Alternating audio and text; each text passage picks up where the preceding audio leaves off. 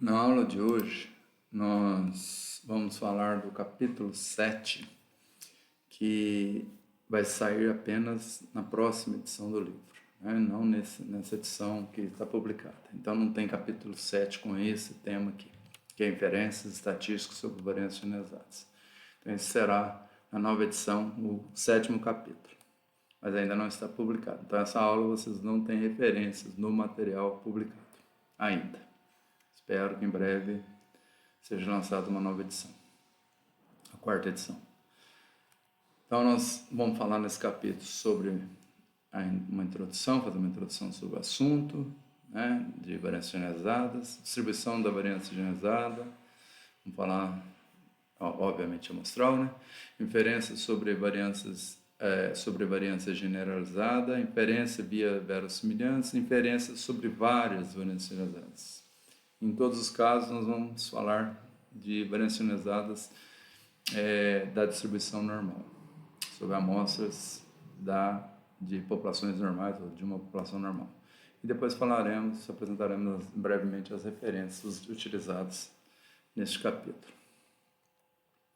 Então, essa videoaula será apenas para fazer uma introdução sobre o assunto. Então, no capítulo 6 anterior, né, que está publicado, no livro, né, foram relacionados os principais testes envolvendo matrizes de covariância de populações normais, em que se ressaltou, em geral, o uso dos testes de razão de verossimilhança.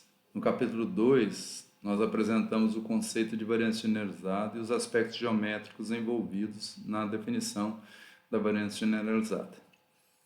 Neste capítulo, nós vamos discutir os aspectos inferenciais a respeito da variância generalizada populacional de uma normal multivariada. Então, será apenas do caso normal multivariado. Uma interessante medida de variabilidade em populações multivariadas, ela é definida pelo determinante da matriz P por P de covariâncias da população sigma. Determinante da sigma, conhecida por variância generalizada. Então, o determinante da matriz de variâncias covariâncias é a variância generalizada. Essa medida, como apontado por Najar Zadeh, 2019, ela é intensamente usada, por exemplo, em gráficos de controle multivariado, como citado nesse artigo do IE Colaboradores, 2003, IE McGrath, 2006, e esses outros vários artigos aqui. Por exemplo, Multivariate Control Charts for Monitoring Covariance Metrics, a review, na Quality Technology, eu não lembro o título certinho disso aqui, mas uma revista de controle de qualidade. Na modelagem e análise de confiabilidade, como esse artigo do Thales Light, 68, no processamento de sinais, em agrupamentos, em delineamentos ótimos, em alocação ótima de amostragem estratificada. Então tem um uso vastíssimo a variância generalizada. A variância generalizada é uma medida do volume que a distribuição das variáveis aleatórias ocupa no espaço p-dimensional. Então ela é proporcional ao volume ocupado pela... A gente vai ver um pouquinho melhor isso aqui daqui a pouquinho. Que ocupa no espaço p-dimensional. Então uma medida correlacionada é a variância generalizada padronizada, que permite comparações de conjuntos com diferentes dimensões. Então, se você tiver um número diferente de variáveis, é preferível usar a variância generalizada padronizada. O que ela é? Ela é a média geométrica dos autovalores de sigma, ou seja, é o determinante da sigma elevado a 1 sobre p. O determinante é o produtório dos autovalores, elevado a 1 sobre p, você está fazendo produto, raiz pésima do produto, que é a média geométrica desses autovalores. Testes de comparações em intervalos de confiança para várias variâncias generalizadas padronizadas ou não, e intervalos de confiança para o produto de várias variâncias generalizadas padronizadas foram propostos nesse artigo aqui do Najar Zadeh. É o de 2017. Esse primeiro aqui. Teste da igualdade de variâncias generalizadas de populações multivariadas, na Communication Statistics, na Simulation Computation. e também nesse outro de 2019 também. Teste de igualdade das variâncias generalizadas padronizadas em distribuições normais multivariadas, em K, distribuições normais multivariadas com dimensões arbitrárias. A variância generalizada aparece frequentemente na inferência multivariada e representa um sumário da matriz de covariância em um único valor, a qual contém P variância e PP-1 sobre 2 covariâncias. Então, ela aparece frequentemente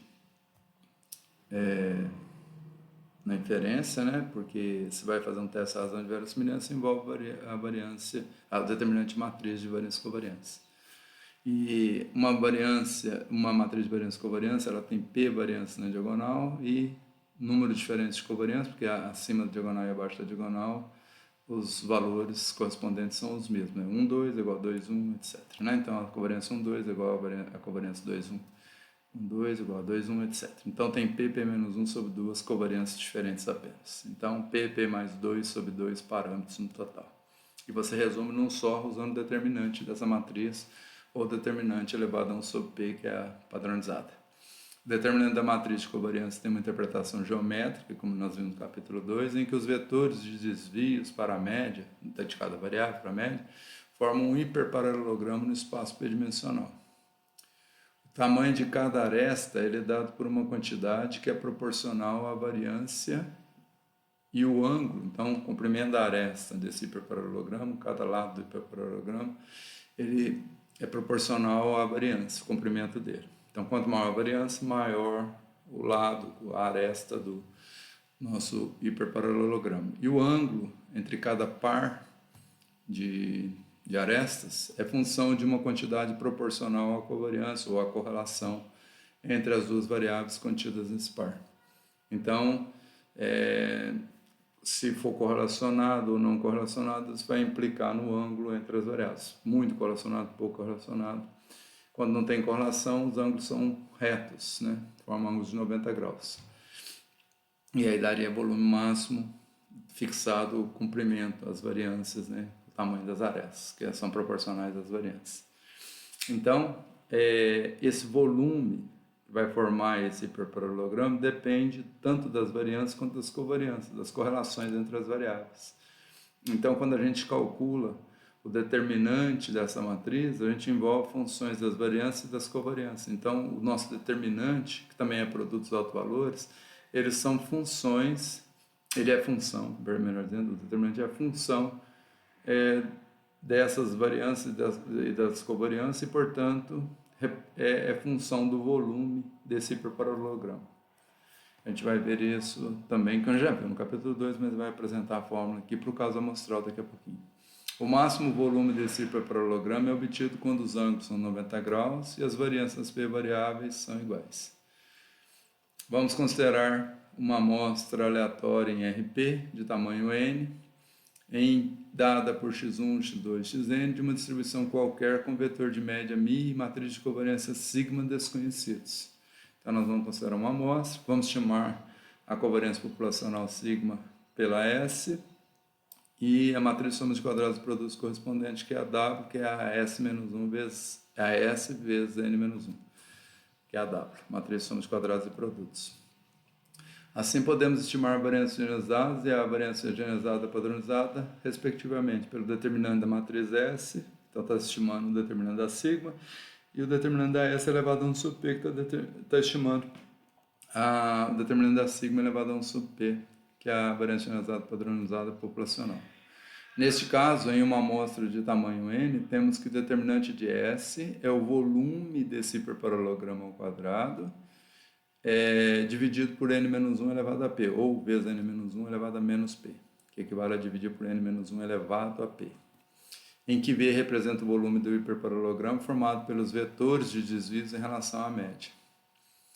Então, esse hiperparalelogramo, nós temos um volume, o volume ao quadrado, tanto no caso populacional quanto no caso amostral, é uma função volume ao quadrado proporcional ao determinante a S. e a constante de proporcionalidade, esse n-1 é elevado a menos p aqui.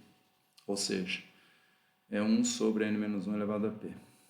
Vai ser multiplicado pela V2 para dar o resultado, que é o determinante da S.